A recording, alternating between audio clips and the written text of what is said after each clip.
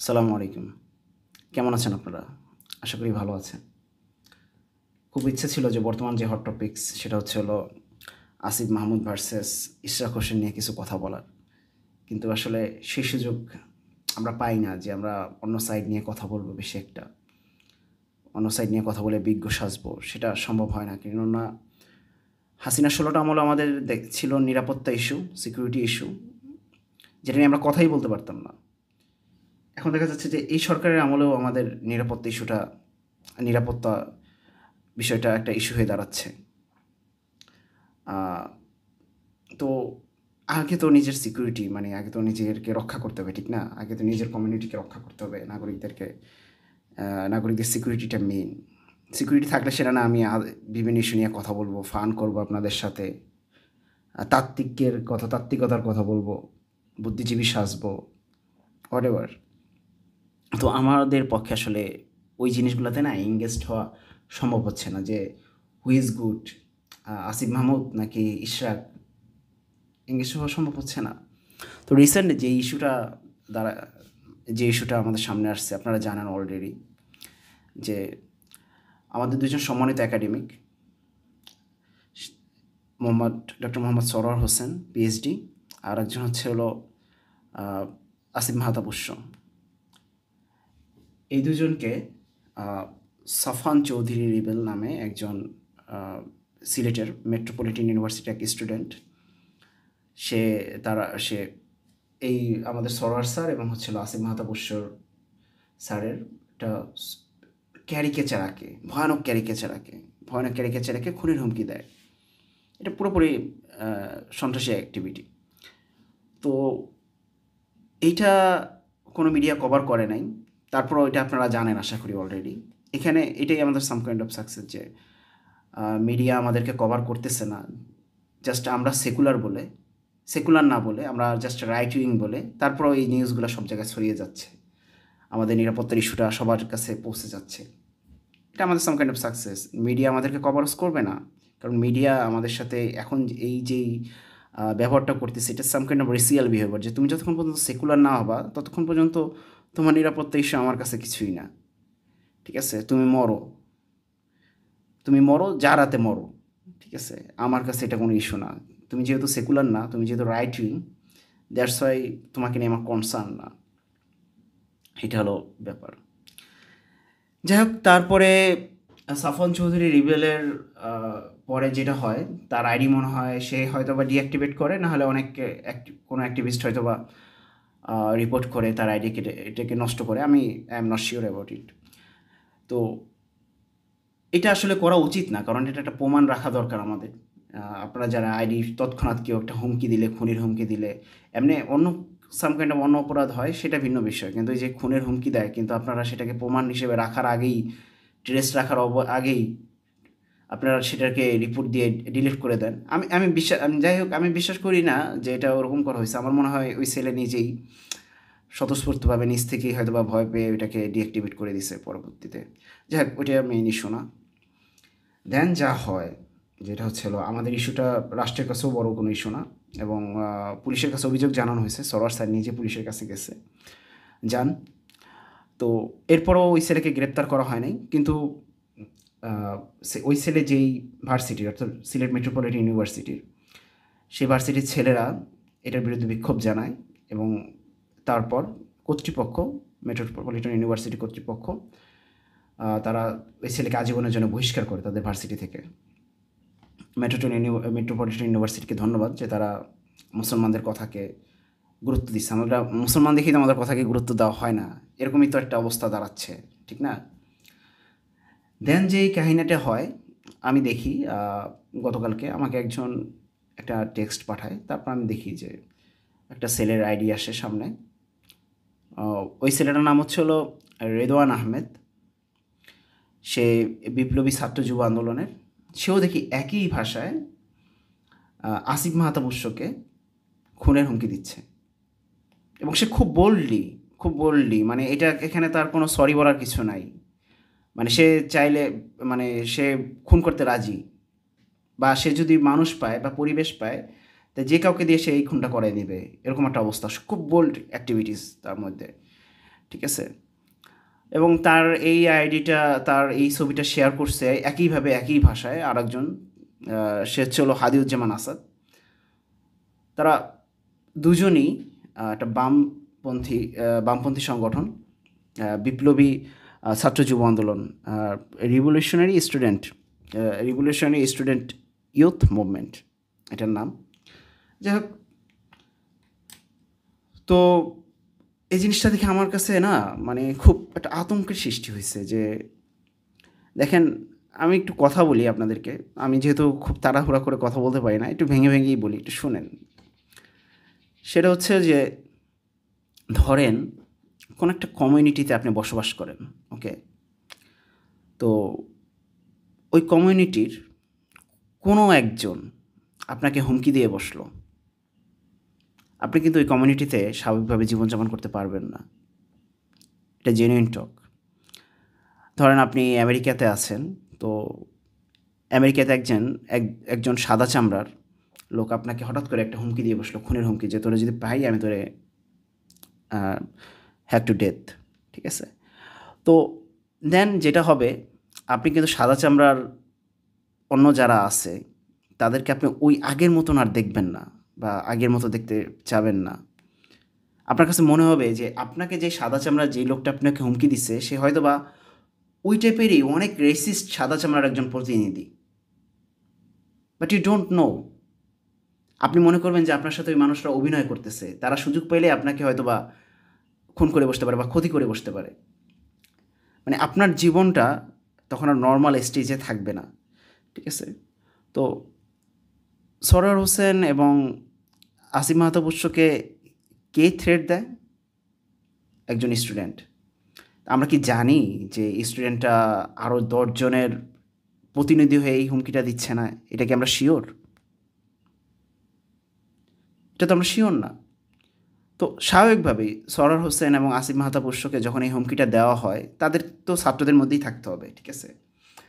তো তার এতগুলো ছাত্রের মধ্যে কোন ছাত্রটা তার প্রতি ঠিক ওই দৃষ্টিতে দেখে, মানে অর্থাৎ তাকে খুন করে ফেলবে এই দৃষ্টিতে দেখে, সেটা তো তারা জানে না। যে এই ছাত্রটা হয়তো বা ওই ছাত্রের সাথে লিঙ্কড আছে বা ওই ছাত্রের প্রতিনিধি। মানে এখানে বিশ্বাসের একটা বিশাল একটা গরমিল এসে যায়। মানে মানে পুরোপুরি স্টুডেন্ট এবং ছাত্রের যে ন্যাচারাল সম্পর্কটা, পুরোপুরি সম্পর্ক নষ্ট হয়ে যায়, একেবারে ভেঙে যায় যখন একটা স্টুডেন্ট তাকে খুনের হুমকি দেয়। তো এটা একটা নিরাপত্তার প্রশ্ন চলে আসে, ঠিক আছে। তো এই জন্য এই জিনিসটা জটিল। অনেকে ভাবতেছে আরে একটা ছেলে দিছে হুমকি, এটা তো অত জটিল বিষয় না। না, আপনি দেখেন, আপনি জাস্ট বামদের ব্যাপারে চিন্তা করেন, বা আপনি কোনো কবি সাহিত্যিককে যদি কোনো মুসলমান লেখক যদি হুমকি দেয়, মুসলমান ছাত্র যদি হুমকি দেয়, তাহলে তাদের অ্যাক্টিভিজমটা দেখবেন আপনি। বা কোনো দাড়ি টুপিওয়ালা যদি হুমকি দেয়, দেখবেন পুলিশ বসাবে, অন্যান্য লোক হিন্দু আসতে পারবে, বৌদ্ধ আসতে পারবে, সবাই আসতে পারবে, কিন্তু মুসলিম নামধারী কেউ আর ঢুকতে পারবে না, অপরিচিত কেউ তো ঢুকতে পারবেই না, ঠিক আছে। মানে এইভাবে সিকিউরিটি, কারণ তার তৎক্ষণাৎ সে তার ওই কমিউনিটির প্রতি বিশ্বাস হারায় ফেলে যে এই কমিউনিটি আমার নিরাপত্তা নষ্ট করার জন্য সক্ষম।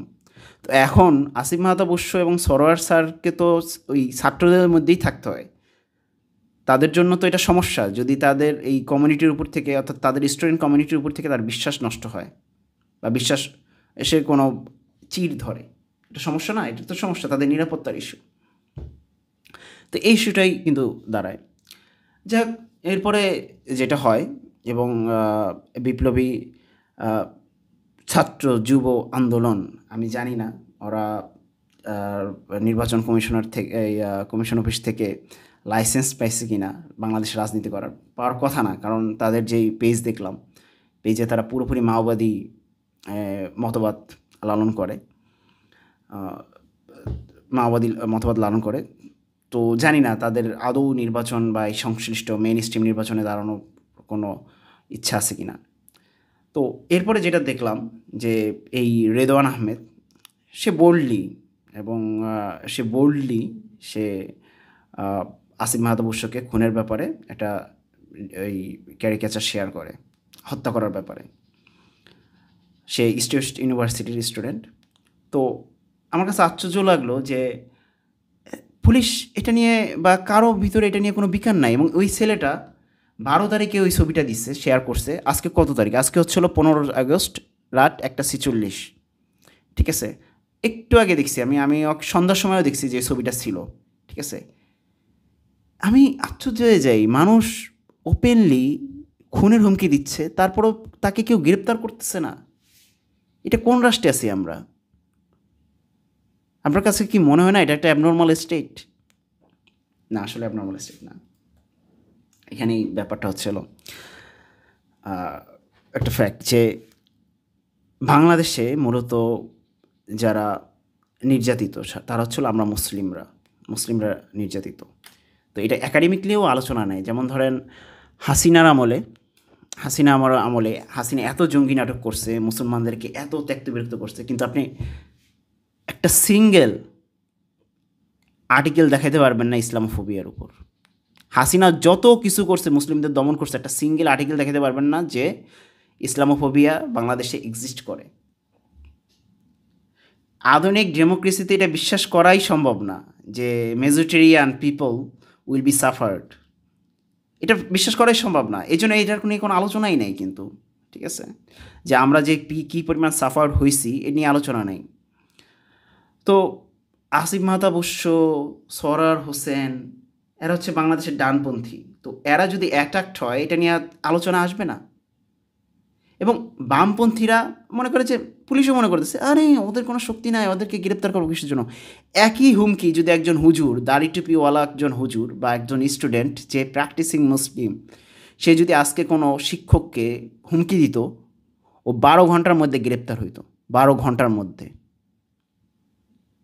ঠিক আছে, ওর পাশে যদি থানা থাকতো তাহলে থানা 12 ঘন্টাও লাগতো না, 6 ঘন্টার মধ্যে ওকে ট্রেস করে গ্রেপ্তার করে ওকে জেলের ভাত খাওয়ানো হইতো।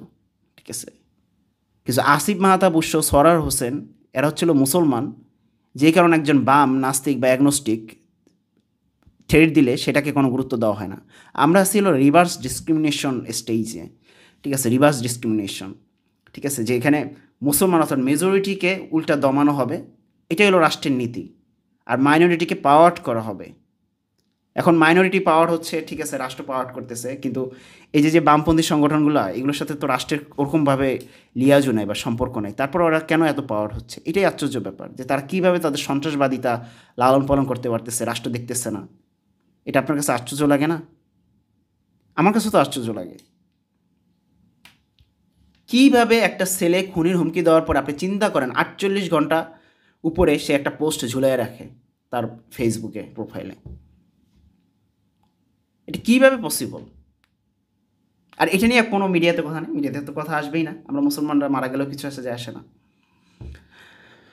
তো এখন কথা সংক্ষিপ্ত যদি করি, ঠিক আছে, এরপরে আমাকে অবশ্য আরও কয়েকজন শেয়ার দিছে যে আরও কিছু আইডি যেগুলো আসিফ মাহতাব অবশ্য, সরার হোসেন স্যারদেরকে হুমকি দিচ্ছে। তো আমি যতটুকু দেখা সম্ভব হয়েছে আমার, ওগুলো ফেক আইডি। বাট ওই আমি যে দুটো সেলের নাম বললাম, ওরা হচ্ছে হলো পুরোপুরি জেনুইন আইডি এবং পাবলিক আইডি। এবং দেখেন ওদের কিন্তু ভয়ও নাই। খুনের হুমকি দিলে যে ওর রাজনীতিক ক্যারিয়ার একটা হুমকির সম্মুখীন হতে পারে, সেটা নিয়েও ওর ভয় নাই। ও এত আইডিয়ালাইজড কিলার, তো এটা নিয়ে কোনো কথাও নাই। তো যাই হোক, এখন আমি যেটা মনে করি যে যদি পুলিশ স্বপ্রণোদিত হয়ে এদেরকে গ্রেপ্তার নাই করে, আমাদের নিরাপত্তার রাস্তা আমাদেরকেই দেখতে হবে। সেটা কি? এই টাইপের খুনি মেন্টালিটি যারা লালন পালন করে, এদেরকে সিটিজেন অ্যারেস্টের আওতায় এনে এদেরকে পুলিশের কাছে দিয়ে দিতে হবে। যখনই দেখা হবে যে রাস্তায় ঘুরতেছে, ইজ কিলার, কঠিন, ঠিক আছে, গ্রেপ্তার করে সিটিজেন অ্যারেস্ট, মানে নাগরিককে গ্রেপ্তার করবে, মারবেন না। সিটিজেন অ্যারেস্টের অধীনে মানুষকে মারা যায় না, ঠিক আছে। তো গ্রেপ্তার করে তাকে পুলিশে দিয়ে দেবেন, আবার ছাড়া পাবে, আবার সিটিজেন অ্যারেস্ট করবে, আবার পুলিশের কাছে পাঠিয়ে দেবেন। আর জীবনটাকে তছনছ করে দিতে হবে এইভাবে। যদি রাষ্ট্র আমাদেরকে সাহায্য না করে, আর রাষ্ট্র যদি আমাদেরকে সাহায্য করে, নিরাপত্তা দেয়, সেটা ভিন্ন বিষয়।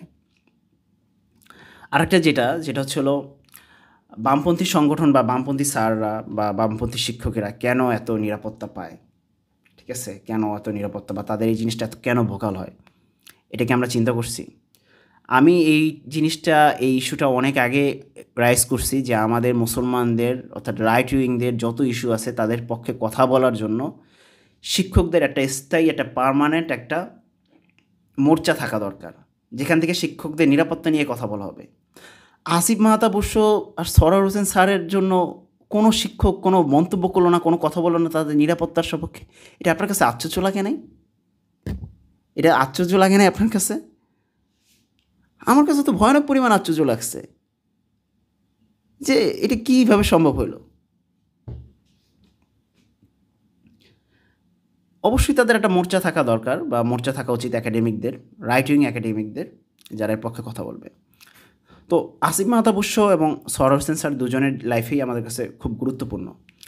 তো এখন এই বামদের বিভিন্ন হুমকি ধামকি বা এলজিবিটি অ্যাক্টিভিস্টদের বিভিন্ন হুমকি ধামকি নিয়ে কথা বলে তারা আমাকে বলে যে পৃথিবীতে এমন কোনো আছে যে এলজিবিটি অ্যাক্টিভিস্টরা সন্ত্রাসী আক্রমণ করছে বা এরকম কিছু আছে, বরঞ্চ উল্টা হয়েছে এরকম কাহিনী আমাদেরকে বলে তারা।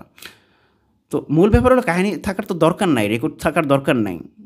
ধরেন একটা রাস্তা তৈরি করা হয়েছে, জঙ্গলের পাশে একটা রাস্তা, আমি জাস্ট একটা উদাহরণ দিচ্ছি। তো জঙ্গলের পাশে রাস্তা, আপনি যাবেন, আপনি ওই এলাকার লোকদেরকে জিজ্ঞেস করতেছেন যে ভাই এই রাস্তা কি বাঘ আসে? ভাই বাঘ তো আসার সম্ভাবনা খুব অল্প, ধরেন 100-এ 10। ও আচ্ছা ভাই আসে তাইলে না, আচ্ছা ঠিক আছে, তাহলে বাঘ এসে কি মানুষকে মারে?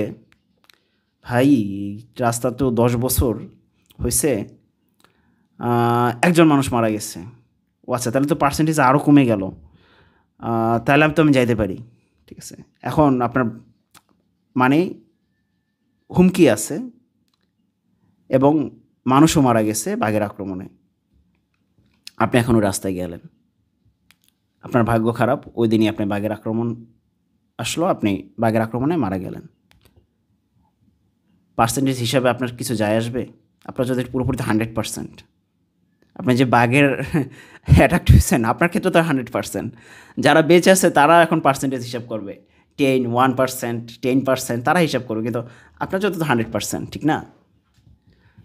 তো আমার তো পার্সেন্টেজ দেখার দরকার নাই, আমার পার্সেন্টেজ তো দেখার দরকার নাই যে এলজিবিটি অ্যাক্টিভিস্টদের দ্বারা কয়জন মানুষ মারা গেছে বা না গেছে, এটা আমার দেখার কোনো দরকার নাই, এটা কোনো ইস্যুই না।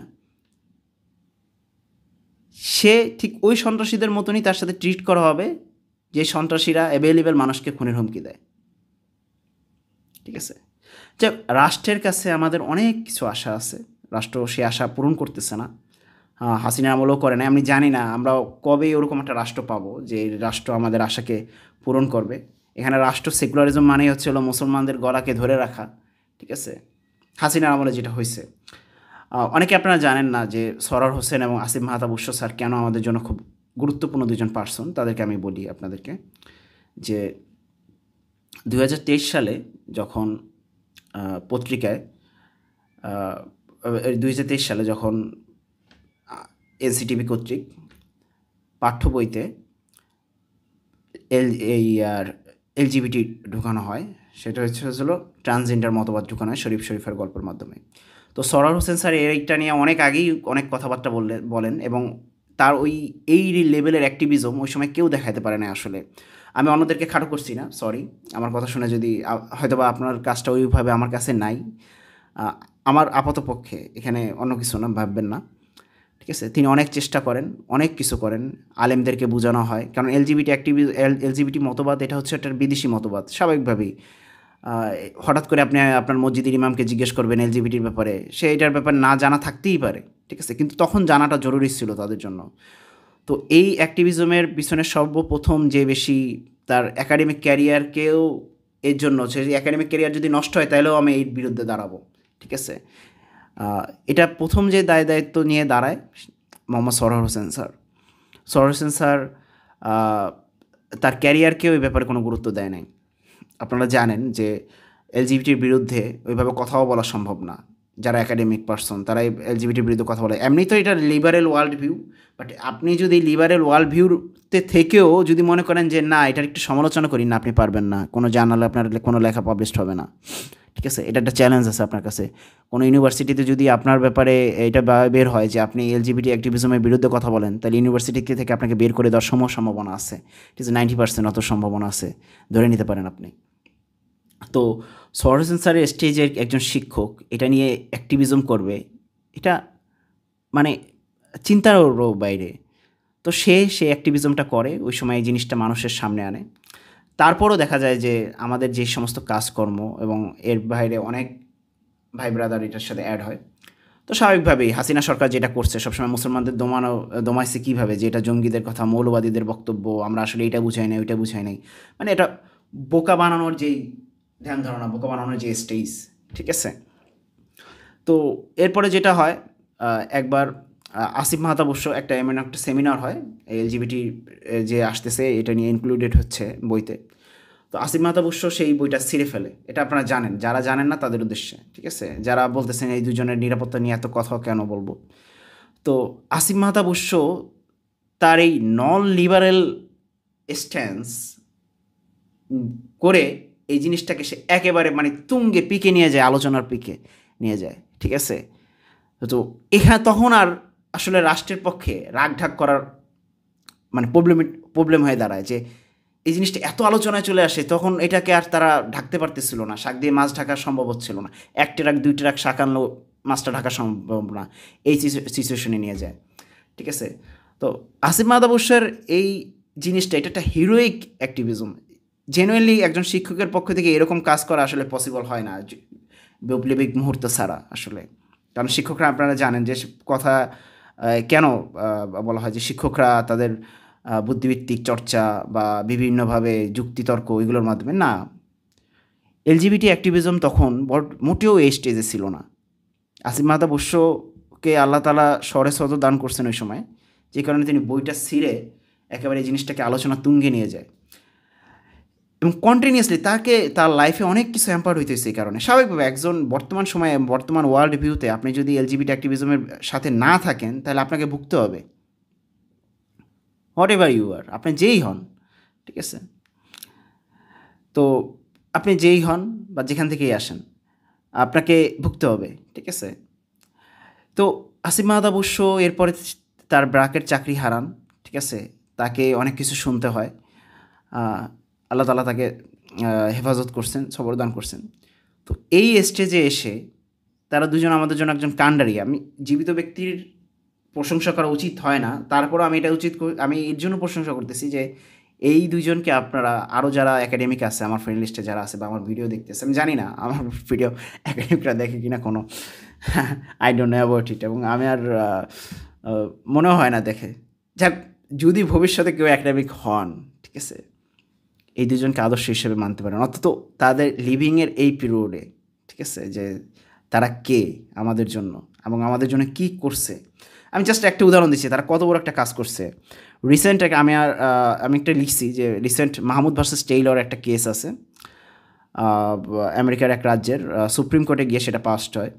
সেটা কী ছিল যে কিন্ডারগার্টেন স্কুলে প্রথমে সুযোগ দেওয়া হয়, ওই স্কুলের অথরিটি প্রথমে এই সুযোগটা রাখে যে সেখানে এলজিবিটির স্টোরি থাকবে বইতে, কিন্তু ওই বইটা যখন পড়ানো হবে তখন এলজিবিটি অ্যাক্টিভিজমের সাথে, মানে এলজিবিটি যারা মানে না, যে ফ্যামিলিগুলো ধরেন একটু অর্থোডক্স টাইপের ফ্যামিলি, তারা চাইলে ক্লাসের বাইরে চলে যেতে পারে ওই সময়টা, ঠিক আছে? ওকে ফাইন, 1 বছরের মতো এটা হয়েছে।